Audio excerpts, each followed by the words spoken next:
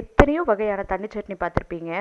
ஆனால் இந்த மாதிரி கொத்தமல்லி புதினா தக்காளி எல்லாம் சேர்த்து நல்லா வதக்கி சுட சுட இட்லியில் நல்லா தாராளமாக ஊற்றி அப்படியே இட்லியை பிச்சு நல்லா அந்த சட்னியில் துவட்டி அப்படி சாப்பிட்டீங்கன்னா அம்புட்டு ருசியாக இருக்கும். வாங்க இப்போ இந்த தண்ணி சட்னியை எப்படி செய்கிறதுன்னு பார்த்துடலாம். ஒரு கடாயில் எண்ணெய் சேர்த்துக்கலாம். ஒரு பெரிய வெங்காயம், 2 பச்சை மிளகா, 2 காஷ்மீரி மிளகா, 3 பல்லு பூண்டு, 1 இன்ச் அளவுக்கு இஞ்சி, கொஞ்சம் கருவேப்பிலை இதெல்லாம் சேர்த்து வதக்கிக்கலாம். தேவையான அளவு உப்பு சேர்த்துக்கலாம். இது கூடவே ஒரு மீடியம் சைஸ் தக்காளி சேர்த்துடலாம்.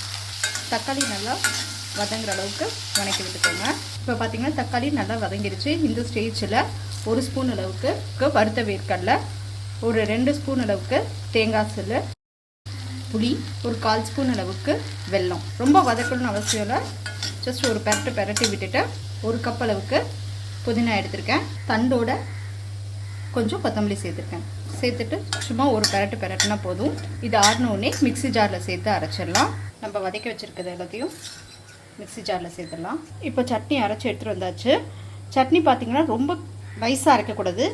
இந்த அளவுக்கு கொஞ்சம் குறைன்னு தான் அரைச்சி எடுத்துகிட்டு வரணும். ஒரு கடாயில் கொஞ்சமாக எண்ணெய் விட்டுக்கலாம். கடுகு, ஒரு 1/2 ஸ்பூன் உளுத்தம்பருப்பு, 1/2 ஸ்பூன் கடலைப்பருப்பு, கொஞ்சம் கருவேப்பிலை. நல்லா பொன்னிறமாக வறுபட்டதுக்கு பிறகு நம்ம அரைச்சி வச்சுருந்த சட்னி இது கூட சேர்த்துடலாம். இந்த தண்ணி சட்னிக்கு நல்லா தாராளமாகவே தண்ணி சேர்த்துக்கோங்க.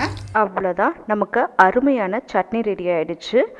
அன்போடு சமைச்சு அருமையாக சாப்பிட்லாம் வாங்க.